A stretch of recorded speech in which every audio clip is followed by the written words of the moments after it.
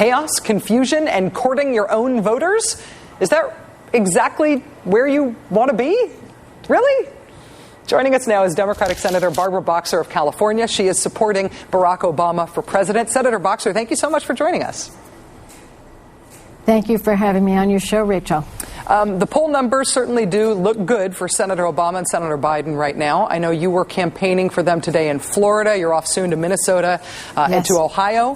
What does the Obama-Biden campaign need to do for the next 3 weeks if they are going to have their best chance at winning those 3 swing states? Rachel, I think they have the winning formula. They're authentic. Barack is who he is. Joe Biden is who he is.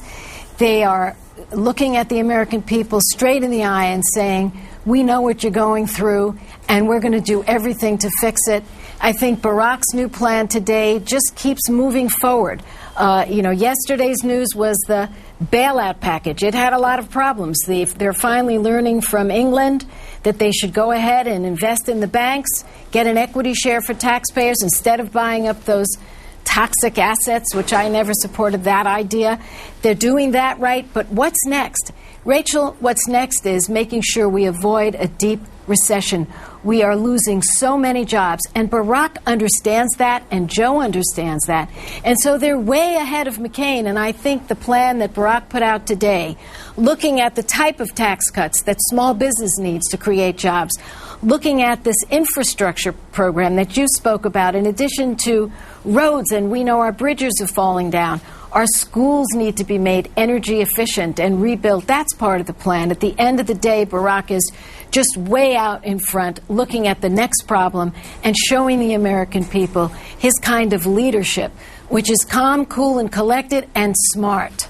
That sort of idea of investing in infrastructure, in schools, in, I'm assuming, things like our transportation system as well as our communication system, yes. All of that reinvesting in the country has the immediate effect of creating jobs. It also, ideologically, will be a red flag to conservatives and to the Republican Party. Is the Democratic Party prepared to politically defend the idea of a New Deal? Well, let me tell you why I don't exactly agree with you. I'm the chairman of the Environment and Public Works Committee, and every few years we write a transportation bill, an infrastructure bill. It gets support across the board. One exception, by the way, several years ago was John McCain. He was one of 4 to vote no. But infrastructure programs are very, very popular among the people, Republicans and Democrats alike, I would say, because it's not the government building the roads, it's the private sector.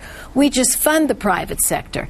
And so it's a very popular program. So no, I don't think we're going to run into trouble with independents or Republicans. I have had a hard time figuring out what the Republican position is on getting out of this economic crisis. I know that Republicans in the Senate voted 2-1 for the bailout plan. Republicans in the House voted 2-1 against it. John McCain and the congressional leadership on the Republican side, they were for it. The RNC is running ads attacking Barack Obama for supporting it.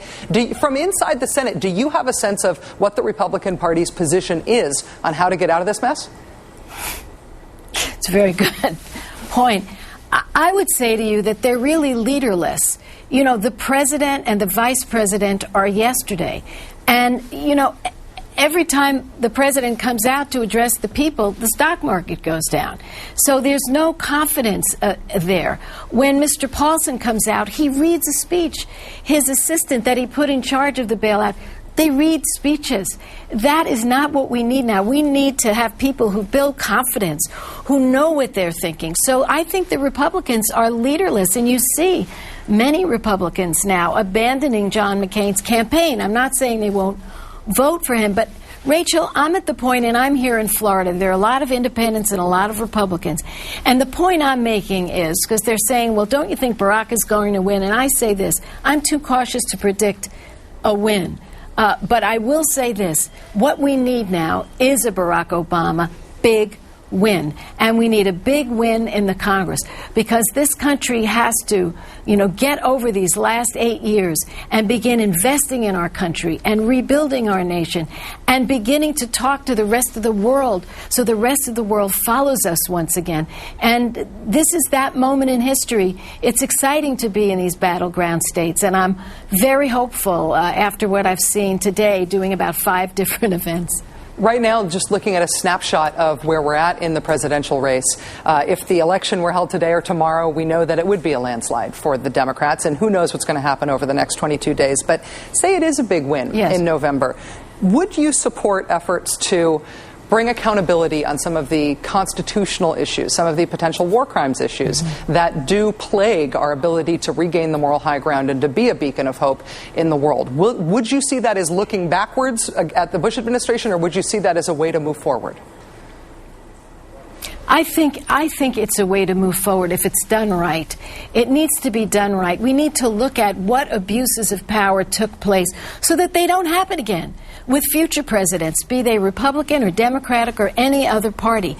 We need to take a look at that. So no, I think if it's handled right, of course we've got to keep our eye on the ball. First and foremost, we've got to get this economy back on track. We have to end the war in Iraq in a responsible way. We have to continue in our fight against terrorism and Osama bin Laden. These are the things we must do, but we also must take a look at, these abuses of power. One of my worst experiences as a United States Senator was going up to some secret room and looking at pictures from Abu Ghraib, a lot of which the public has since seen. I don't think I've ever felt so lost for my country. And I think we need to take a hard look at that and, as I said, do it in the right way so that this never, ever happens again. Democratic Senator Barbara Boxer of California. You're in Florida now, off to Minnesota and Ohio campaigning. Good luck with the campaigning, and thanks for coming on the show tonight. Thanks.